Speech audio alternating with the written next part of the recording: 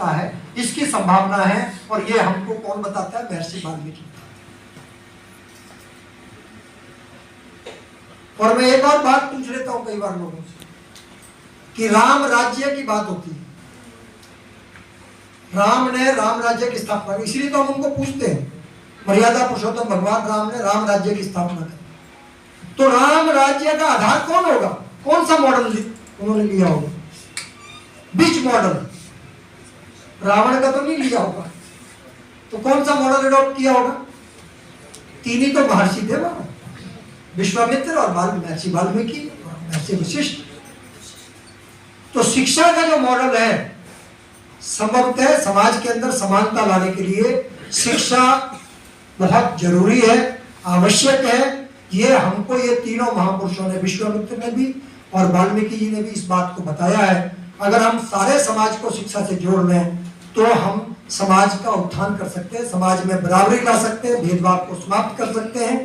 और जो हमारे 140 करोड़ देशवासी हैं, उसमें चाहे वो दलित है, चाहे पिछड़े हैं, चाहे वो किसी जाति धर्म से हैं या किसी वर्ग से हैं, उन सबको अगर हम साथ में जोड़कर नहीं चलेंगे तो हम भारत का उज्जवल भविष्य आगे नहीं देख सकते हैं। भारत को अगर विश्व शक्ति बनाना है आर्थिक तौर पर, आध्यात्मिक तौर पर, तो हमको उसको आगे बढ़ना होगा।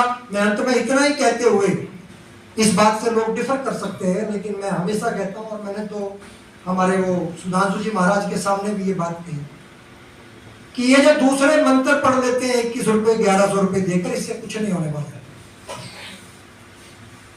मंत्र क्या है? जो महर्षि वाल्मीकि जी ने हमको इतना बड़ा ज्ञान दिया, जो विश्वामित्र जी ने हमको गायत्री मंत्र दिया, क्या उसको सुनने से ही हमारा भला हो सकता है? yes. भगवान किस में वास करते हैं? भाव में। किसमें? भाव में। और जब तक भाव नहीं आएगा, आप मंत्र पढ़ रहे हैं, मैं ये बात कहता हूं कि अगर आप मैथमेटिक्स के जो जटिल सवाल हैं, अगर उनको हल करते हैं तो उसमें क्या लागू करते हैं हम? फॉर्मूला लागू करते हैं कि नहीं करते? yes. yeah. तो वो फार्मूला और जटिल जटिल सवाल को बहुत आसानी से हल कर देता है। हाँ. समाज की जटिल समस्याओं को अगर हल करना है हाँ. तो क्या करना पड़ेगा हमें? मंत्र जो होते हैं वो समाज की जटिल समस्याओं को हल करने के सूत्र हैं। अब ये जो हम असमानता की बात कर रहे हैं, इसको हल करने का एक मंत्र हम रोज पढ़ते हैं,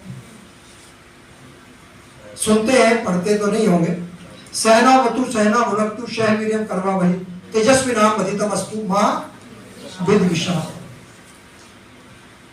क्या आह्वान कर रहे हैं? मां कौन? प्रकृति, धरती, यही तो हमारी मां है, सृष्टि। तो वो कह रहे मां विद्विषाव है, अर्थात मां किसी के साथ भेदभाव नहीं करती है।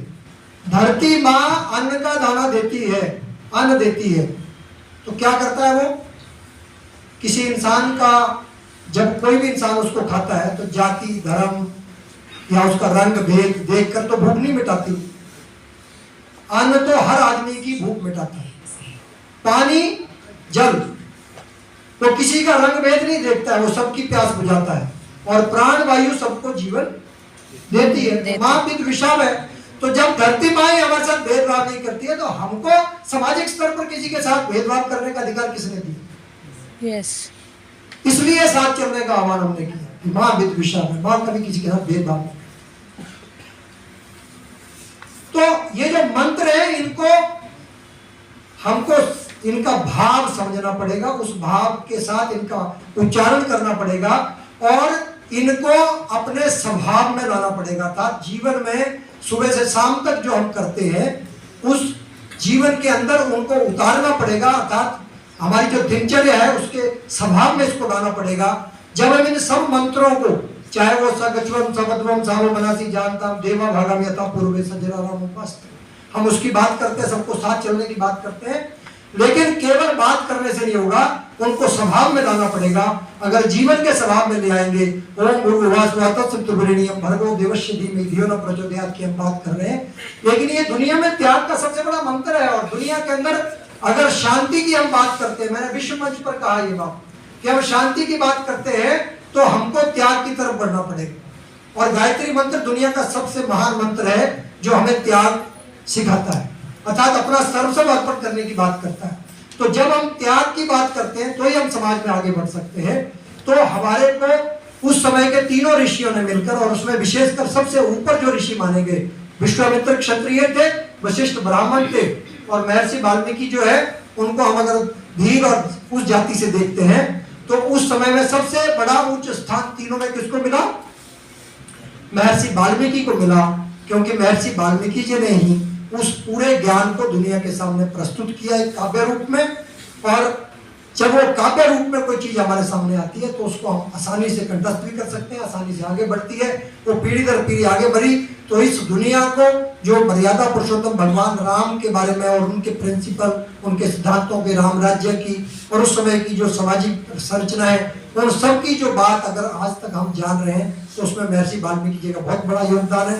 महर्षि वाल्मीकि जी समरसता का इस देश के अंदर आधार बन सकते हैं, और आज उसकी शुरुआत किरोड़ीमल कॉलेज से हुई। इसके लिए मैं पूरी प्रिंसिपल साहब और उनकी पूरी टीम का अभिनंदन करते हुए और आप सब उसमें भागीदार करते हुए इसी